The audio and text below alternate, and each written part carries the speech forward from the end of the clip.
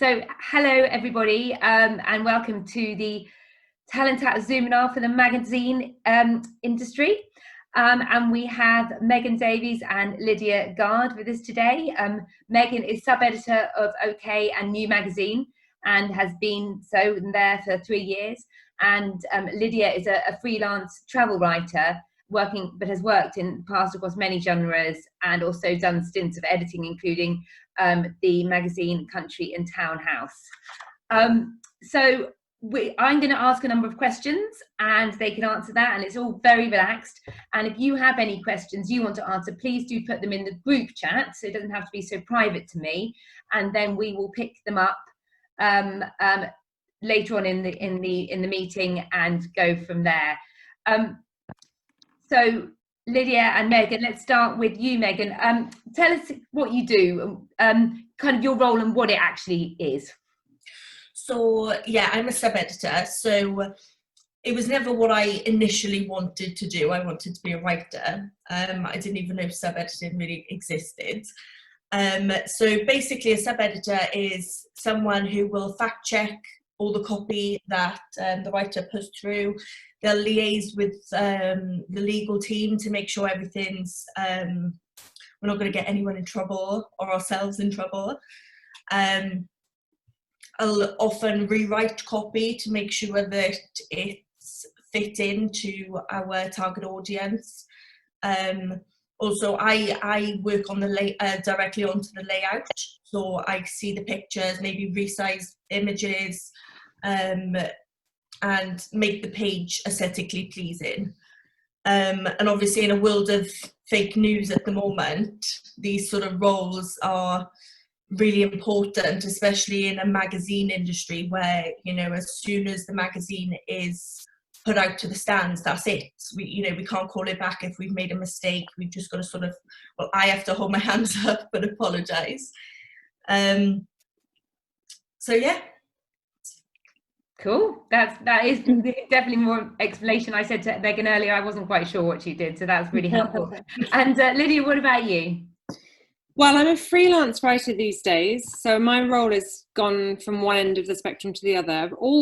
I started off freelancing. I worked up from the bottom I quit a normal day job. I desperately wanted to be a writer, and I ended up sitting on a desk running other people's dry cleaning and called myself a writer. And then I got a couple of bylines, and with those I just escalated the situation by using those bylines to get other bylines, and then it was a bit of a snowball. But I freelanced, and I've been in-house at various different magazines and newspapers over the years, but it has been many, many years now. So I think that was probably 16 years ago that I started out.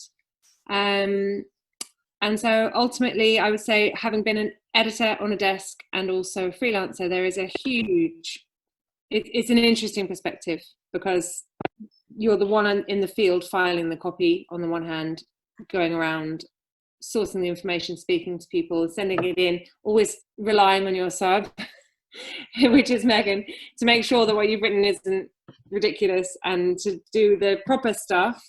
And then as an editor, the role is completely different. So at that point, you're the one responsible. You're the buck stops with you. So I've been at both ends of that spectrum. So I guess we'd need to talk about them separately, depending on what people are more interested in. Okay, that's interesting then. Well, let's do that then.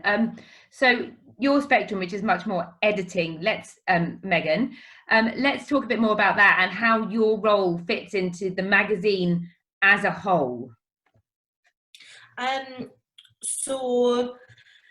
So the writer won't necessarily have all the equipment on their computer to, you know, put things on layouts, make sure the pictures match the copy, you know, do the headlines, the picture captions, etc. So they'll sort of file their copy on the system we've got, and then I'll take that copy. Well, normally the art team will take that copy, put it on the layout, design, you know, put the pictures on, and then it will come to me to sort of, the only word I can use really is perfect. It cringes me out a little bit, but to perfect that sort of page, to make sure that the headline is the best headline that can come out of that copy, make sure the copy is easy to read, make sure the pictures represent what's talked about as well in the copy.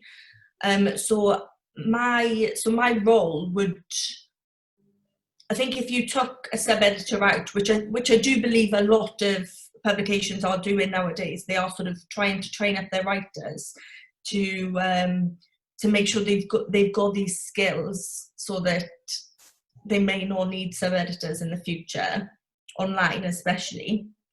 But so yeah, really it's just a case of trying to perfect something that is normally very good anyway. But you know, if you'll know what it's like if you write something, and the more you read it, you're not picking up on things. You need a second pair of eyes. So I'm just essentially those second pair of eyes for everyone. And do you work very closely with an editor, or in general in magazines, will a sub-editor work closely with an editor if it's the editor's view is we want to do this week, or the editorial's team view is you want to focus on this? Do you then take that and make it happen more, do you find? Yeah, so the editor, that will have a flat plan meeting at the beginning of the week. The editor will say, you know, these are the things we're going to write about this week. You know, send the writers on their way, make it happen. And then once it's happened, then it's just my role then to make sure everything is as smooth running as can be. But yeah, I do work quite closely with the editor, because you know, sub-editors are not perfect either. You know, I'm a trained writer, I wasn't a trained sub. So I had to train on the job to look out and have an eye for these details that I may not have picked up on before if I hadn't had that training. So I do work quite closely to the editor in that sense, because I'll edit something and then she'll double check that I haven't made any mistakes, and then it'll sort of go to press then. So I still have a lifeline. And do you think that because you trained as a writer, do you think that do you see yourself now in your career going more that editorial route than the writing route? Yeah, the more so the longer I'm editing, the harder I'm sort of finding a way to break across again into writing. I'm lucky in the sense that the magazine has loads of opportunities for me to write some of the copy as well. So, you know, we've got a travel feature, and every week we've got health features. So I can pitch ideas anyway if I want to write. But I think sub-editing is a skill that, you know, recruiters may look for when it comes to writing. But, you know, if I'm up against someone who's been writing for 5 years and I've been subbing for 3, you know, the writer is probably going to get that role. So I feel like I'm sort of in this path now. Maybe I enjoy it, so, you know, I would never complain, but I'm in this path now, and there's sort of 2 ways up in journalism, I find, either editing or you're writing. So I think whichever path you wanted to take, the quicker you can get into that path, the better. If you sort of leave it too long, if you're a writer and you leave it too long, then maybe crossing over into sub-editing, you'll have to sort of, you know, join more junior than your current, you know, writing stage. So I might do it one day, but for now I'm stuck. And what about you, Lydia? Because obviously your career, you've gone writing, you've been in-house, you've been freelance, and you've been editing. How's it kind of work for you? I think my career has shifted alongside an industry that's changed enormously, because I have been in it for a really long time. So when I first started out, it was what I would say were the glory days, in the sense that you didn't have to have a degree, you didn't have to do an NCTJ, you didn't have to have any of those accolades, which Megan's saying are now more important. I got into it because I was absolutely determined that's what I wanted to do. So I worked in the music industry to begin with, and I was producing the packaging for classical music for Decca Records. So it was like a completely different job, and a job that many people thought was the dream job, and I thought was the dream job. But I sat in a bar one day and complained to a friend that I wasn't actually having anything to do with the music and really feeling quite bored.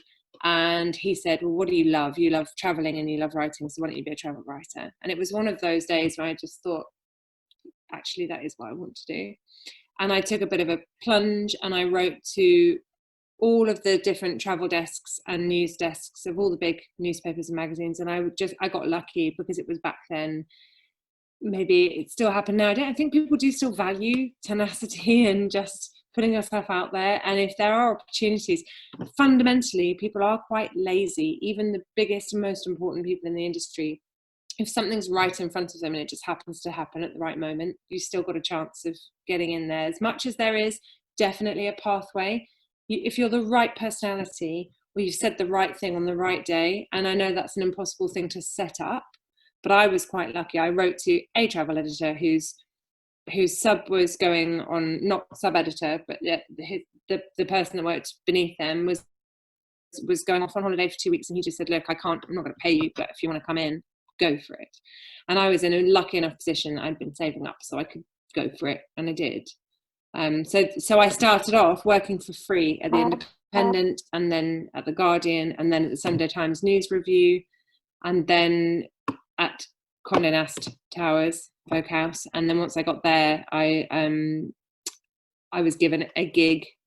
First of all, I was paid with free makeup from the beauty room, and I wasn't particularly interested in that, because that's really not my bag. And then I said, look, I really want to stay here because I'm really enjoying myself, but I can't afford to do it anymore unless you pay me. So they said, well, we're thinking at Tatler magazine, we're thinking of doing a 150 best private doctors list.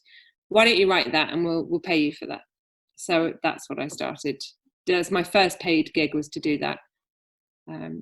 So it was a completely different way into the industry. It was sort of, I put myself out there, I dug myself a hole, and I laid in it for long enough.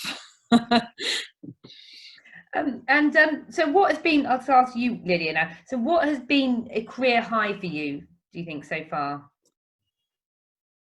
A career high, I think because I set myself, I'm quite ambitious for myself, and I decided when I was writing for the magazines that I felt like what I was doing didn't make enough of a difference, and I wanted to write something that was a little bit more substantial than what I was writing. And so I told myself that I wanted to write for the Telegraph. Not that it's something I would normally read, but I just felt like that would be a benchmark for me. So the day that I started writing for Telegraph, I was really, really happy about that. That would be a career high in terms of like that sensation of thinking, I have made it. Actually, if I have a byline in the Telegraph, which is where I'd set my sights, great. That was a big day. But I'd say probably editing Country and Townhouse, because even though it's a very small magazine in comparison to OK or to one of the daily papers that I've written for, the editor role, it's something it was a personal challenge. I had to know whether I was able to do that all-encompassing job, because you can be the writer and you can freelance, and the freelance role is the easiest role in many, many ways, so long as you don't need the financial stability of having an income. Freelancing is never going to have that, and you'll never stop working. You'll always feel, I think, in any industry actually, but if you're a freelancer, no one's going to do that job if you're not doing it. So if you take a day off or an evening off or an hour off, that income's not coming in. So I put a lot of pressure on myself, and I'm quite a driven person. So as a freelance, I just could never relax. And I always thought the editor role must be so hard that I put off a long time doing it. And I was offered several positions that actually didn't suit me because I had young children. And then this one came along in a magazine that I'd worked for since launch. They've now been going for 12 years, I think. But I was initially their interiors editor, then the travel editor, but I always in a freelance capacity. And then our editor had a extended maternity leave, and they'd had a disaster with her last one. So they just said, come on, step up, come up to London. And I live in the countryside, so it was a big commute. And I didn't think I could do it. And I think my career high would be the fact that I found it far easier than I thought. I had to get mega organized. I had to be super efficient in a way that it's taught me life lessons that have then stayed with me about actually how to manage my time and things that I didn't think were important, that made such a lot of difference to how I now work and organize my life generally. But it was easy. It was far, far easier than being a freelancer. So actually, yeah, that was my career high. I think that sort of year of editing Country Townhouse. That's interesting. Yeah. And what about you, Megan? What about your career high to date? Wow. So I remember watching 13 Going on 30 for the first time, and Devil Wears Prada and all those films. And it was just always a dream to work for a magazine, a woman's magazine. So getting the job in the first place was obviously just such a massive high for me. Because OK Magazine is, most people have heard of it. It's a big, national magazine. So I never expected in a million years that would be sort of my first gig, so I felt like I can retire, that's it. Yes, that was definitely my high. And I remember when I was 16, my English teacher asked me what I wanted to do, and we had to fill out these forms to go into sixth form. And on my sixth form, it was what would be your dream job, and it said to work at OK Magazine. And I never thought about that afterwards, while I was in uni or anything. I never thought, oh yeah, OK Magazine is where I want to go. It was just something that I put onto a piece of paper. So maybe the universe works in mysterious ways. But other than that, it'd be, the celeb parties. I love a celeb party. The free makeup. The best part. I think I accidentally trod on Peter Andre's foot once. He was not happy. So if that was a high or a low, depends on your view on Peter Andre. And so, how did you exactly get into OK Mag, Megan? Because I'm sure people would be quite interested in your actual route into it and what you need. Yeah. Because you've been there for 3 years. What is the current kind of way in? Okay, so so I did my my degree in English language and linguistics, and then I took a gap year out. I was working for a charity, Help for Heroes, and in that year I was doing as much experience as I could, and the Talent Tap helped me massively with that. So with the Talent Tap, I got to work for the Telegraph, Evening Standard, and some PR companies. So that looked great on my CV as well. But then I still weren't getting the jobs. So I went to do a master's at Cardiff in magazine journalism, and I thought that after doing that, surely I'll be hired. I got a master's, as if it's like such a big thing. But well, it is a big thing. But I think a lot of young journalists now are going that route. So coming out of university with 30 different, a class of 30, say, wanting the same jobs, it's quite hard to get these jobs in the first place. But I found with OK Magazine, and a lot of magazines nowadays are doing this as well, they're not paying to advertise their jobs. So, you can go on Gorkana and, Indeed and all these places that advertise jobs. And a lot of magazines still do that. But a lot of them now advertise on Facebook pages of university pages. So our masters group had a Facebook page that we were sharing jobs on, and people were coming to us and advertising on these Facebook pages. So we had loads of people who, Cardiff alumni, were working in London and in these national papers and sending their editors to these Facebook pages instead.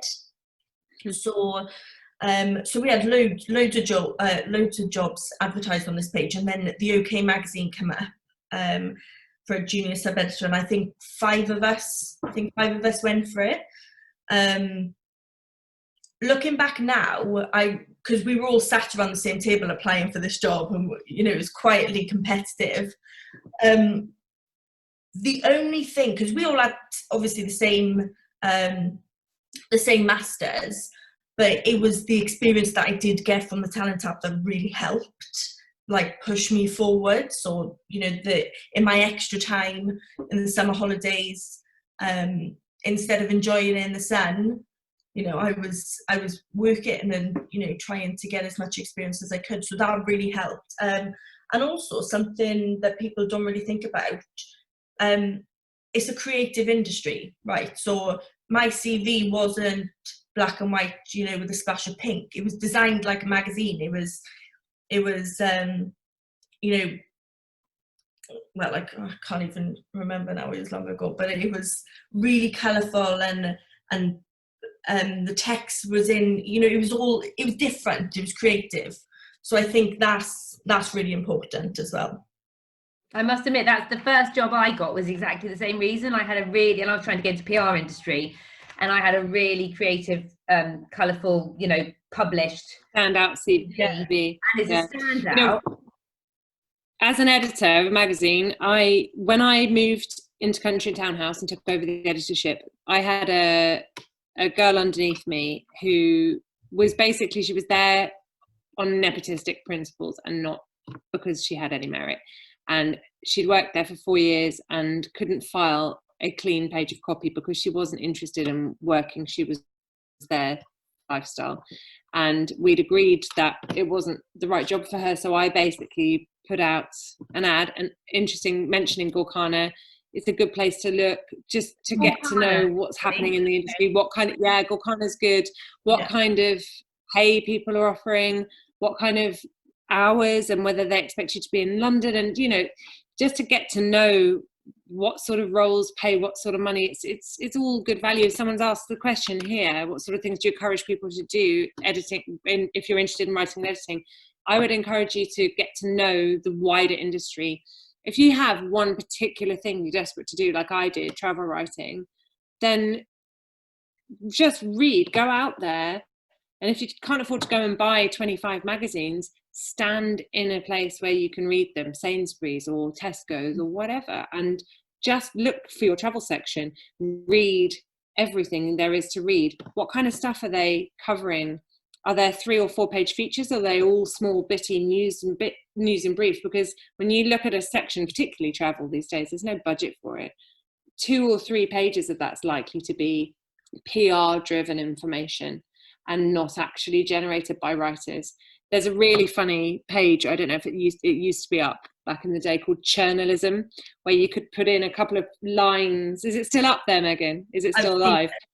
You could put in a couple of lines of a piece you were reading, and it would tell you whether it was a rehashed press release or whether someone had actually written it fresh. It was a bit of fun. But so a lot of the small bitty stuff, the news pages, that's just sort of pulled together from all the press releases. So if you're sitting on a travel desk, as an example, you're going to be sent information from everybody that wants to promote their hotel, their resort, their airline, their whatever, their new package. And as a person in-house in a magazine, you'll be filtering through that to decide what's suitable for your audience, whether any of that's relevant or interesting. If it is it hooky? Is there a news story to it? Is it timely? Does it fit in with, is there Easter coming up or a holiday coming up that is relevant to? And if you decide it fits in that page, then you'll just take that 150 words and make it 35 words and stick it in the magazine. So that's your news pages. And then you're going to have a couple of features, 1, 2, depending on the magazine. And that's what I would encourage you to go and read, because as a freelancer, you don't get to do the newsy bits. That's not what you're there for. They get all that information themselves. You'll have the same emails from the same PRs that the magazines are having, but they're going to get them first. So don't even bother trying to tell them which hotels are opening and all that sort of thing, because they know all of that. They've been invited on the trips before you have, and it's only when those trips are filled that the freelancers get invited. Basically how it works. And I know that's very specific to travel, but I'd say on the whole, what you can do in this period of time, now that you're stuck at home, you have all this time and you have the world because you have the internet and it's all there. Decide what kind of tone and style writer you are. Go towards the magazines that speak in the right voice, the voice that you like. Are you celeb-y? Are you interested in that? Do you love a free makeup cupboard like Megan, or is it a bit kind of like, oh, I don't wear makeup, so, you know, we have total experience of that thing. Then once you've filtered down, what kind of stuff do you gravitate towards? What do you read? What are you actually interested in? Not what seems popular and fashionable, but what do you gravitate towards in your downtime when you're not thinking about working and getting a job and what might be cool? What do you actually read for pleasure? Because that's going to be the thing you should write for. That's the thing that you're naturally inclinated towards. I would suggest you read that stuff until you're sick of it, until you know exactly how they lay their sections out. And maybe be really geeky and make yourself a spreadsheet and say, in the first section, they've got 3 pages that cover health and beauty. Then they've got 2 pages. And, you know, that's how an editor has it. It's called a flat plan. Megan said earlier, a flat plan is basically a bit like a wireframe of a website, if you've ever seen one of those. It's page 1, page 2, page 3, page 4, which bits are facing and which bits aren't, which are adverts and where's editorial, and then which sections are allocated to what subject matter. You know, the editor's looking at that, and usually for me, I had a massive great whiteboard in front of me, and I would sketch out how the magazine was going to look, which pages were sold to advertising, and I'd fight with the publisher about how many pages he could have versus how many pages I could have. There's not as much editorial in a magazine as you think. I mean, it depends whether you're interested in newspapers or magazines, but in mags, if you've got 124 pages in a magazine, you're probably looking at 48 pages of editorial, and the rest of it's advertising. How did it work for you, Meg, in terms of what content you get in? Our advertising seems to have dropped quite a bit, obviously with lockdown especially. So we're stretching a lot of pages at the moment. So it's probably looking more 20, 30 to That's 70. good for freelancers, right? Yes, there's a lot of opportunity at the moment at OK Magazine, especially for freelancing.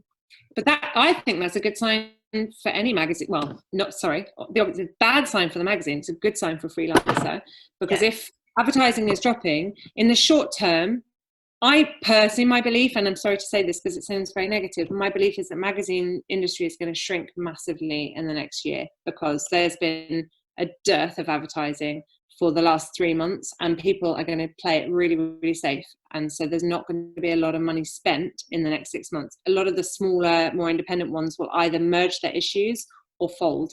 And that's happened already. The magazine industry is dying off, and I would encourage anybody coming into it now to make sure that their digital writing is as strong as possible, because writing online is the future of magazines. Print has been king forever, and it won't be for much, much longer. The advertising spend's going online. Everybody's producing their own content. That, without sounding negative, it's more sensible to learn how to write for a digital audience, and it's a different skill set. Yeah, it's going to say, is that a different? You both, it's a different skill set. What is the difference? In my opinion, I would say you've got a lot less time. So when people read on paper, their attention span is much longer. They've already physically invested, and it's more tangible asset. When you're reading on the screen, you get, I think there's been loads of studies you'd have to look up, but I'd say you have about 2.9 seconds or something like that to capture people. So the headline writing is much, much more important in digital than it is in print. And the way that we consume information online is very different. People drop down to images. So the pictures are more important than even they were in print, because the eye naturally drops to colour, which is another, an interesting thought about both of your CVs, the fact that you make them look interesting and dynamic. That's how our brains work. Our receptors function like that. We go for colour, we go for spacing. Your eye is going to drop to the words beneath the biggest gap on the page. we look at the headline because the font's bigger, and then we go to the bigger gap on the page. So you might skip the whole first paragraph. So in 10 years ago, I would have told you, you have to have a strong headline and a really, really good opening paragraph. But nowadays, actually, it's the way that it's spaced out, because we're consuming all our media online. And do you, sorry, I was going to say to Megan, do you have different sub-editors for online, OK Online, than you do yourself, or do you do both, or do you have different people looking at it? I think in the next year or two they are going to make us sub online as well, but at the moment they don't have sub-editors. They actually they write and upload their work themselves. So more often than not, you know, when I'm reading OK Online, I can tell, but I'm a sub editor, you know, like Lydia said, you know, you might not even read the introduction. You might just go straight to the pictures, especially for a celebrity, you know, gossip magazine. You know, here's the latest on Lauren Goodger's bum. You're going to go straight to the pictures of her bum. You know, you don't care who she dated 2 months ago, or, you know, whatever. You're going to go to the videos and the pictures. So I think Lydia raised a good point with the you know, make sure you're trained as a digital writer. I think that's really important. But also things like Photoshop, making videos, and making other content to go alongside your words as well. You know, yeah, words are great, but you want to captivate an online audience, and that is mainly through imaging and colour. Everyone knows that videos in Instagram or anything have so much more traction than stories and video is so much more important now than static images. And static images took over from the written word a long time ago. I hate to say it, but it's a fact. So we're going in that direction. If you're starting now, go ahead of that curve and not behind it, I would say. There was an interesting question here though. It said, I want to get into presenting. Is it journalism a way in? Honestly, no.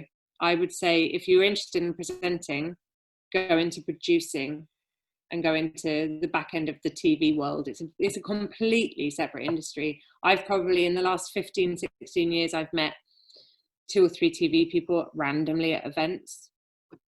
It's not a route in my experience. I've never been into celebrity stuff though, so maybe Megan has had a different experience, but yeah, I think I have a slightly different experience in this sense. I think if celebrity magazines are going to be different, because you're going to be meeting agents all the time, you're going to be meeting celebs, but yeah, it does seem like a much harder way to get into presenting, to go through journalism first. But at the same time, I know people who've done it. She was assistant editor at OK Magazine, Laura, and she went over to Loose Women as a producer. So, you know, and Lisa, a woman who was freelancing for OK Magazine, she went over to Loose Women as well. So it does happen. But also, if you look at all the kind of journalists, say Janice Street Porter, for example, or, you know, all the kind of food critics or whatever. I mean, this is kind of later on in their careers that they've gone quite far down the line before they've kind of moved over. It's not like I want to be a presenter, and I think. Do you think? Or yeah, I mean that's really true, because you've got Susanna Reid, Piers Morgan, you've got all these people who are journalists first and foremost, and then they go into presenting. So, but yeah, like you said, they are much older.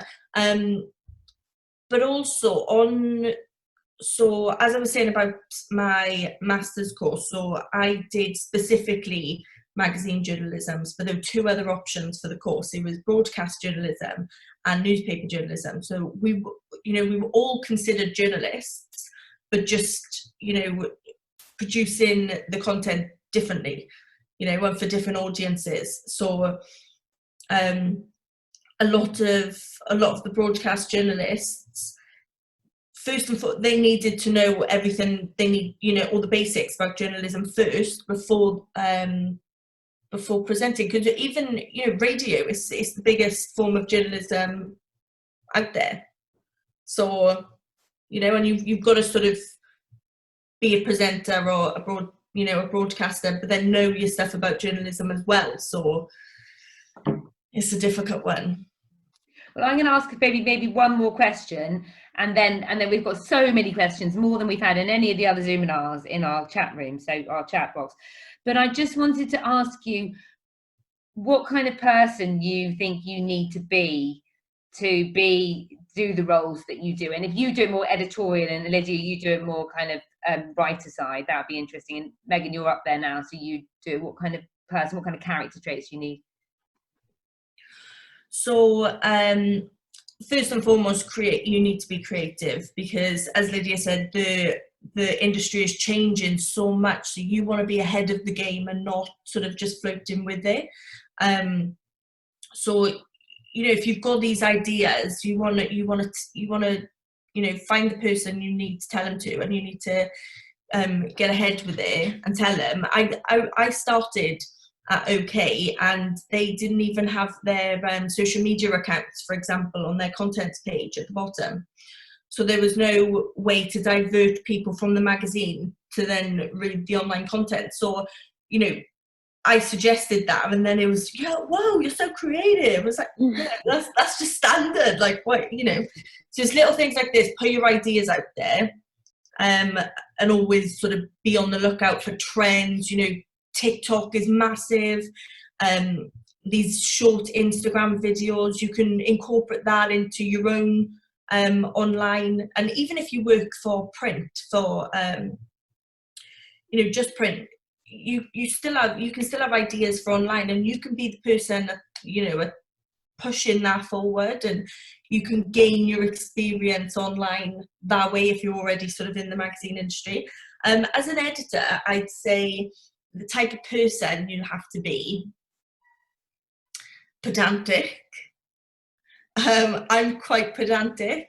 You know, you've got to sort of have that keen eye for detail and be a perfectionist to some extent, and just have that sort of fire in your belly for, you know, it's quite a thankless job, really, in the industry. You know, the writer will create something. It might be that the piece is not to your taste, it's not to your target audience taste, so you've rewritten the whole piece, and the writer still has the credit at the bottom. So it can be quite thankless, or you might not have touched anything, and you might have missed a mistake, and then if the mistake gets picked up, you know, it's your fault. So in that sense, it's quite thankless. So you need that fire in your belly to actually just know that, you know, you are doing a good job, and you want to perfect things, but sometimes obviously everybody makes mistakes. Yeah, just being creative as well. I think there's some there's some articles that sort of come to me, and I'm like, oh, you know, if it was written like this, I think people would like it a little bit more. So having that and putting it down on paper and sort of knowing your audience as well. Cool. And Lydia, what do you say from the more kind of the writer side of things? Although, you know, obviously Megan's touched on that. Oh, I can't hear you. Can you hear her? No. Can you hear me now?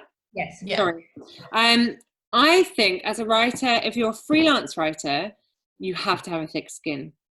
If you're a very sensitive person and you take everything very personally, of course you can still do the job, but there'll be a lot of tears.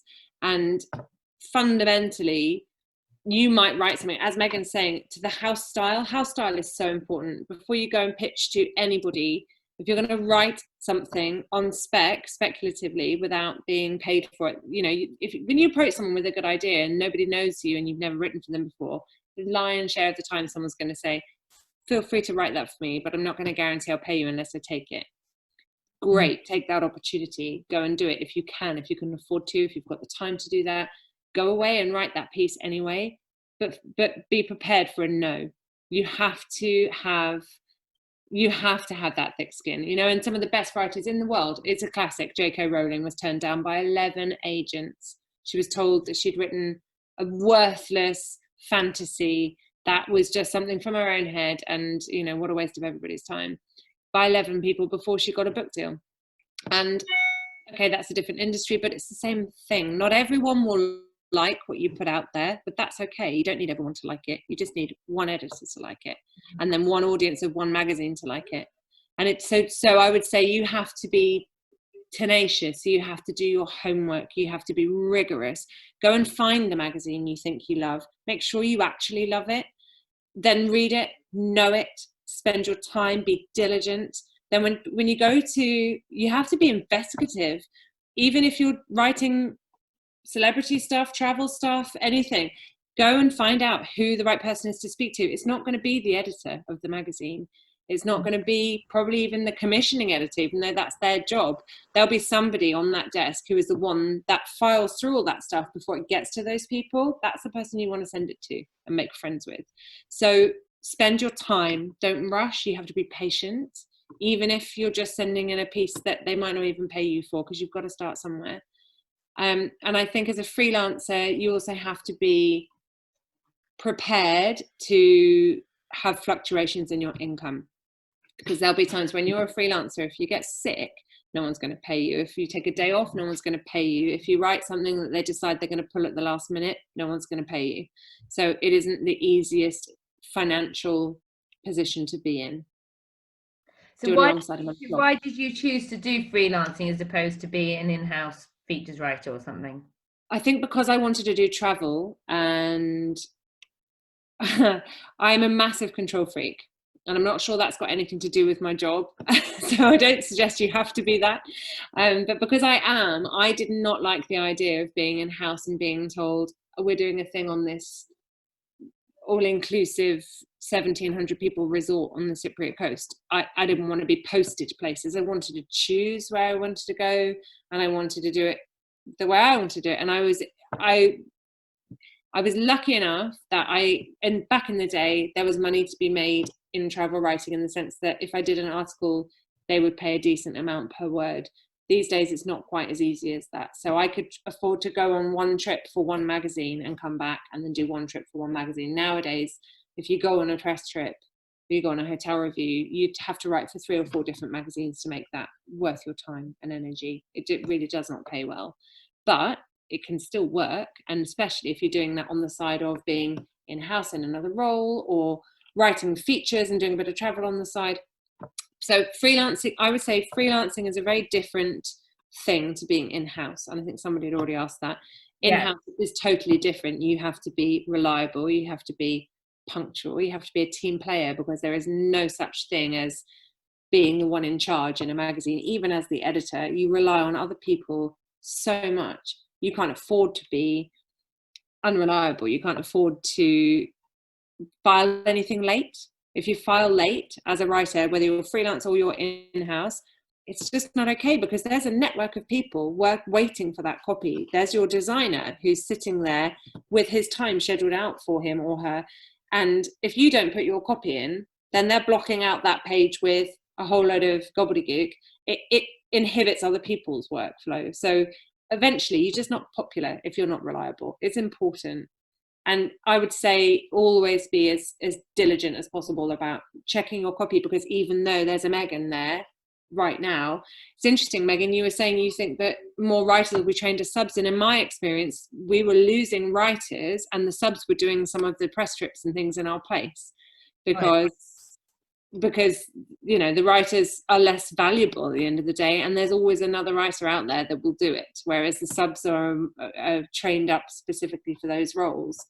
I found that subs are much more valued in newspapers, actually. That's very true. You know why? Because they have a short turnaround in newspapers, which is why I didn't particularly enjoy working in newspapers, and I much preferred magazines. It's a more relaxed environment generally. But the subs, it cannot afford to make a mistake in the newspaper, so they work their socks off. Yeah. And you're kind of in between, aren't you? Okay, because you only have a weekly turnaround, whereas most of the glossy magazines are monthly, and they work on a 6-week lead time generally. So we'd be filing our copy in March for the magazine that goes out in July. Right. So there's a massive gap between. So you have to think ahead. See, that's the other thing, I think, for either an editor or a freelance writer, you have to have a big picture perspective on it. Whereas Megan's role is very much the detail. You're the bigger picture. You're thinking, I'm sitting here and it's freezing cold, but I'm writing for an audience who are reading this in the sweltering heat of summer. Where do they want to go then? What's happening in the world then? Are they thinking about their kids going back to school, depending on what you're writing for? Have they just got back from their holiday? Are they reading on their holiday? What's that mindset? And it's all that sort of, you're never going to travel to those destinations when you want to. You're doing it out of season, so that you've been there and written about it before the season starts. That's the different mindset of being a freelancer. Anything. I think it's interesting, the difference between, obviously, and I don't know if there are any more questions on this, of working for a newspaper in features than working for a magazine. And you've touched on this. There's difference even between the month, and then Megan, the week, and then a newspaper, which is the day. Or if you're a features writer, it might still be the week, because on the features desk, you might, depending on which desk you're on, you might have more time. But the only difference I think these days is that there's so much space to fill in the newspapers. You're far more likely, if you're trying to break into this industry as a writer, I would suggest going for the newspapers first, because they have huge online output and they have a daily newspaper to fill. It's going to go out there every single day, and they've got skeleton staffs these days. I mean, from back in the day, there's probably a third of the people that they used to have on the desk in the offices now, and everybody else is freelance. So you'll have a lot more opportunity. If they're putting out 20, 30, 40 features every day versus 20 features every month, it's obvious, isn't it? That's the place where you're going to get in there if you have a good timely idea. But the newspapers turnaround is really, really quick. So if you send them an idea on a Monday, but you're out Tuesday, Wednesday, Thursday working and socializing, don't bother sending it, because if they do turn around and say yes, they'll want it the next day. So it's just a very different timetable. Where you can get a magazine with a feature idea, you'll have a little bit more time on your side, but there's far fewer opportunities. Okay, well, we've got 10, 15 minutes left. Let's just go through some of these questions more. I think, Bethany, your first question, I think that might have been answered. If you don't think it's answered, then just re-tap it below. So I think Magda's asked a question, which is probably more for Lydia, just the big step of going from a writer to an editor. Did you find it a big step? I mean, it's a different skill. I don't think I did. Mainly because as a writer, I quite like the coming up with the ideas and the pitch and the win in the first place. The pitch and the win for me is half the fun of it. So actually sitting down to write it, I used to pitch and get the jobs in and then leave the writing until the very last minute, because I quite enjoyed the sort of fire of making it all happen and seeing my job list come in. And then I like to have the pressure to work towards, so I'd leave things till the last minute. I'm an 11th hour kind of writer. I'll be up until 3 a.m, rather than working solidly and consistently. That's my personality. So when it came to editing, I think the biggest jump, the step really, was to learn how to manage my time more efficiently. But in terms of the role itself, not really. It's the same thing. It's just you're doing it for many people. So you have to be okay with letting your baby out, handing your baby over to somebody else, because you might come up with an idea that you would love to write, but you don't have the time to write when you're the editor. You might do the odd bit here and there. I pretty much only wrote my editor's letters whilst I was doing the magazine, because I didn't have time for anything else. So I'd come up with the theme for the issue, thinking, oh, hang on a minute, I've thought about this book and we'd like to get that author in, and maybe we could tie it into such and such. But rather than then taking that and going away with it and writing the stories, I would have to then farm those out to other people. And obviously people are pitching ideas in at the same time, and you're trying to balance other people's good ideas with your own ideas that you saw there in the first place, and just sort of getting a broad spectrum. I think you have to be less protective then and more embracing of other people, because as a freelancer it can be difficult thinking, oh, everybody else is the competition. But there's enough space out there. You never see other freelancers as your competition. See them as your friends. You're all in the same boat. And like Megan was saying, 5 of them applying for the same job. I'm sure they've all got jobs now, and they were probably all pleased for you, right? You are a team, really. You're just all going to be writing for different people and crossing over and for me, particularly going on press trips and spending 3-4 days, you know, you're all interested in the same thing. You're probably all coming from a similar place. It's a great way of making lifelong friends. I think in business generally, the strongest people I know at the tops of their industry are the people who value the people underneath them. Treat everybody you come across as if one day they'll be your editor, because they will be.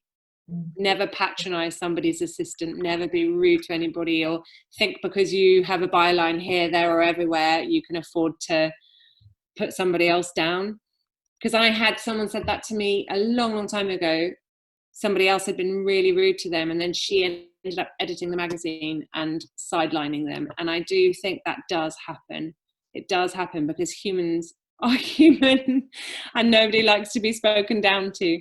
All right, I'm just going to look at, Megan, if you can talk us through a day in the life of a sub-editor. That's a question that's been asked of you. So as quick as I can. So I'll go into a flat plan meeting. I'll figure out when I'm going to be expecting the copy so that I can start my job. So I'll sort of sit around and wait for copy to be filed, wait for it to be put on a layout, and then it will come into something called, we call it first sub.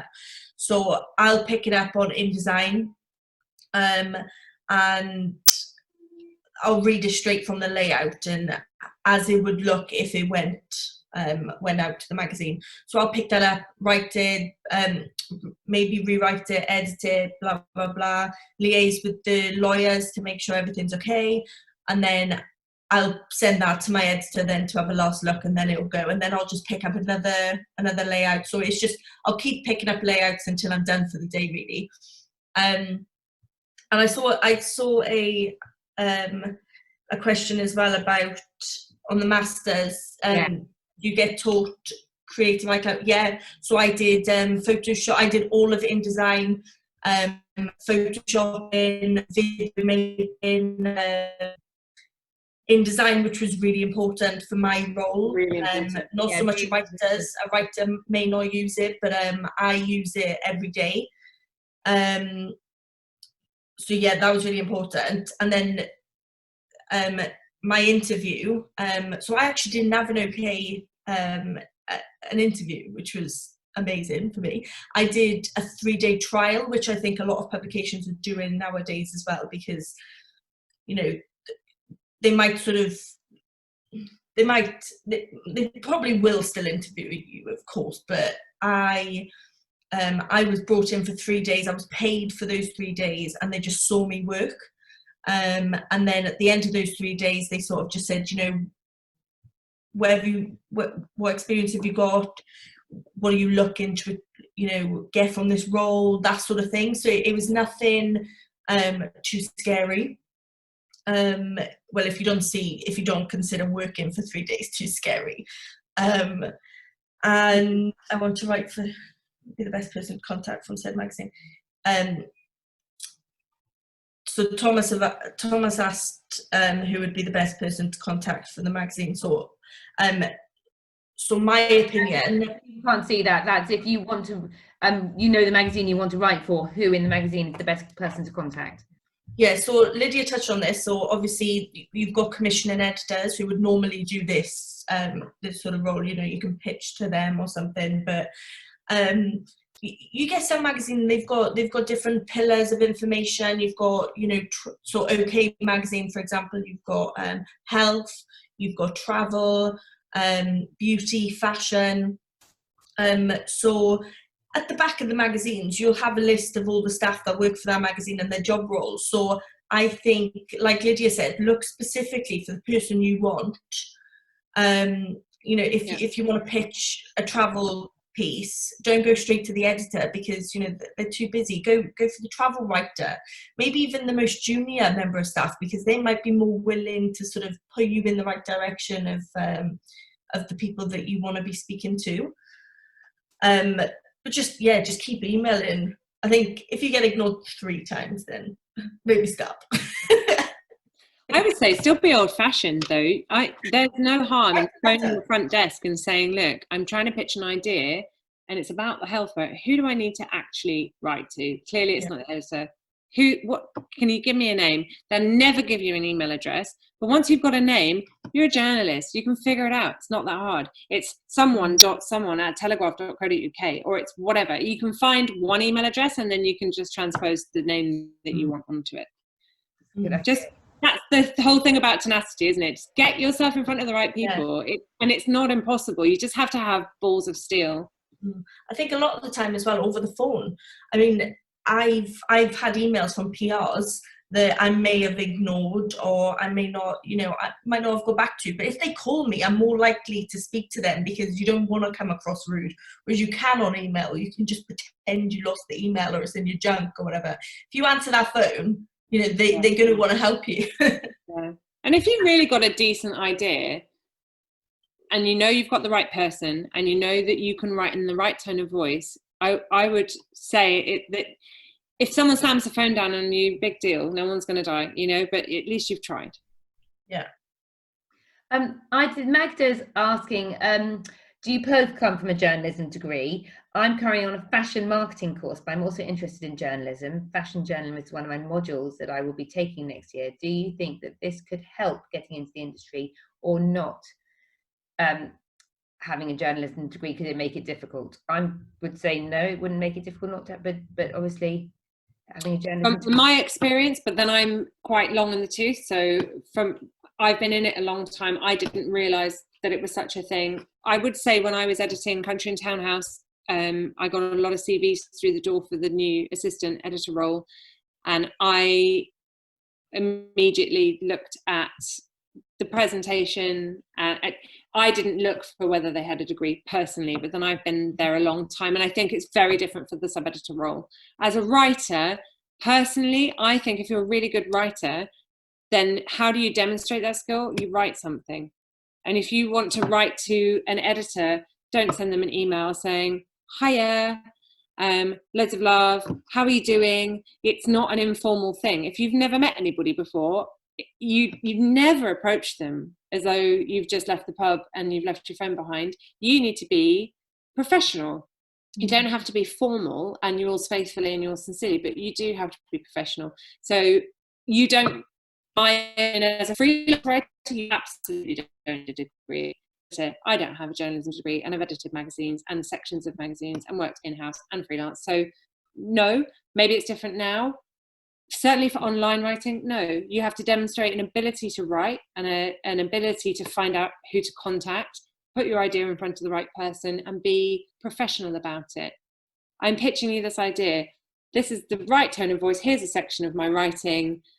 I have read your magazine. I think it would go into X section. It works for this reason. Here's my hook. Here's my contact details. Thank you for your time. Yeah. And I also think the Magda's obviously doing a marketing degree, and marketing, I mean, you're all marketeers as journalists, aren't you? And also as editors as well, in different areas, you rely incredibly strongly on PRs and things like that. And so, so you're marketing yourself, you're getting the look, you're creative, is how it fits on the page, especially for online, so you're knowing your audience. So, there's lots of transferable skills there without... You're buying and you're selling as a writer, particularly as a freelancer, because the PRs want you to sell their product and you're then trying to repackage it and sell it to the magazine, effectively is what you're doing. So you're kind of an agent of information in between these two force fields. And I would say PRs have a bit of a reputation for being, I'm being hounded by these PRs. We should all be bloody grateful to them, because frankly, without PRs out there feeding us the information that we get our ideas from and our hooks from and our stories from, then we would have to do a hell of a lot more digging around and we'd have far less time to write. So I think go into this industry, if you're going into it, with your eyes wide open, being grateful for the information that's given to you. Nobody is too important to send a brief thank you or a reply or I think the older I've got, the more I've realised actually behaving nicely has a huge amount to do with how far you go in this industry. Yeah. But I know we were speaking offline earlier, Megan, and you said that some of the credentials that you got from your masters do help a bit. And sometimes people do look at those. Do you think? Yeah, I mean, so in my experience of looking for jobs before I got this one, everyone was asking for PPA accreditations or NCTJ, and you do get these from masters or a level, I don't know what, level 6, I don't know what level a masters is, but you know, it's extracurricular. You've got to either do a year course, an NCTJ course, for example, or a masters. My masters was 9 months long.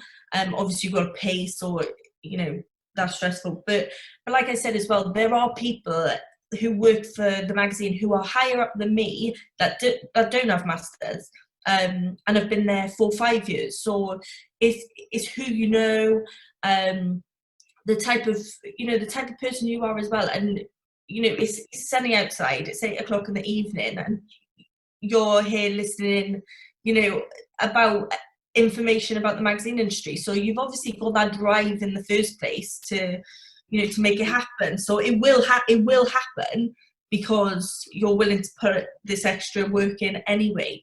But you know, to make things easier, maybe I would recommend doing a master's, only because I did. But if that's not the route you want to go down, then I can definitely help with who to contact. If any of you email me, or I can see most of you anyway, you've got me on Instagram, just drop me a message. And like Lydia said, you know, you've got to be nice to everyone. And when we're going to these events or press trips or whatever, we're constantly mingling with other journalists who work for other papers or whatever. So we've got a good network as well in the industry. So happy to help. And Magda as well, we've got a fashion department, and I know a lot of the girls don't have degrees, journalism degrees, and they're smashing it. So you'll be fine. Can I just add the one thing that when we were asked about what should we be doing in the lockdown, I mean, apart from getting to know the industry, the magazines, the tone of voice, etc., if you had access to InDesign, Photoshop, Illustrator, any of those programs, just spend time, do some layouts. The only job I ever applied for outside of things that kind of came to me via starting and carrying on meeting people as I went was an editorship of a magazine that I actually got the job, and then in the end I didn't take it because the money was so appalling I couldn't afford to take it. But I didn't put my CV together, and instead I mocked up a better version, in my opinion, of what I thought the magazine could be. And the editor had left and the publisher wanted a new look, and I sent it in and I just said, look, I think you need to change your title. I think it should be this. I mean, it was a bit bullshit, and it was probably a bit much, but it worked. Because instead of sending in a CV and saying, oh, I've seen your job advert and blah, blah, blah, I went outside the box and I used InDesign because I knew it. And I put together the first 15 pages of the way I thought the magazine should look, and it was completely different. And that was my job application, basically. So I think if you've got time, get to know the programs that you would be expected to use, particularly if you don't have any formal training in them. And I didn't have any formal training in them, but I wish I had, because honestly, it's so time consuming making mistakes on things like InDesign. Yeah, it takes forever, yeah. It does take forever, but it's actually not impossible to get your head around at all. And spending a little bit of time mocking up your dream magazine, that's just fun, isn't it? So do that. I don't know if people have this now, and Megan, you might be able to help, or anyone else might be able to say this, but when I was at university, there were lots of courses that you could go on that did that. I did a desktop publishing course as one of my modules at uni, just as a choice of a module, and got graded for that. And in those days, it wasn't InDesign and stuff, but it was PageMaker. But still, I still learned how to do it at uni, and it was great for me, especially in PR. But also another thing would be, I wondered if people have the opportunity to even, you know, edit websites for people. You might have a mate or somebody who needs some copy for a bit of their website or something like that. Any chance you get to write copy, just have it on is useful, isn't it? Anything you can do. Local businesses, all your local businesses, people that produce flavoured milk, or, you know, I try and think of an example, but small businesses have small budgets and they tend to be really careful with them. But if you're good at what you're doing, and you want some work to demonstrate to other people what you're able to do, go to those small businesses, knock on their door. So I've read the back of your packet and I really think it could be better, and offer them a solution. And then you can turn around and hold that up and say, look, I wrote the back of this packet of this flavoured milk and it's doubled their sales, or whatever, you know, because it doesn't have to be a magazine to demonstrate. You can write for an audience and you know how to tailor your style to that. That's a really useful. All writing is good writing.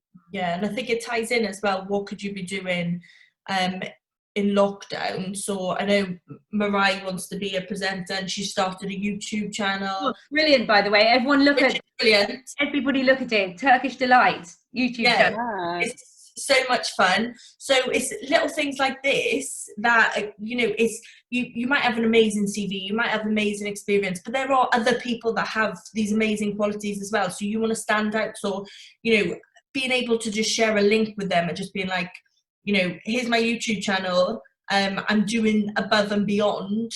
And like Lydia said as well, look, you know, you might have a little packet on the back of flavoured milk, but it might sound silly, but that's, you know, not many people have work on the back of flavoured milk.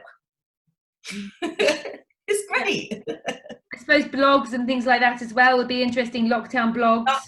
Starting a blog, especially. I think it's quite hard nowadays to get into.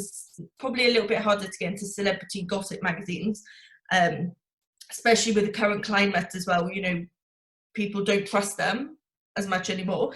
So, you know, starting your own blog, like a body positive, you know, something different. It would stand out.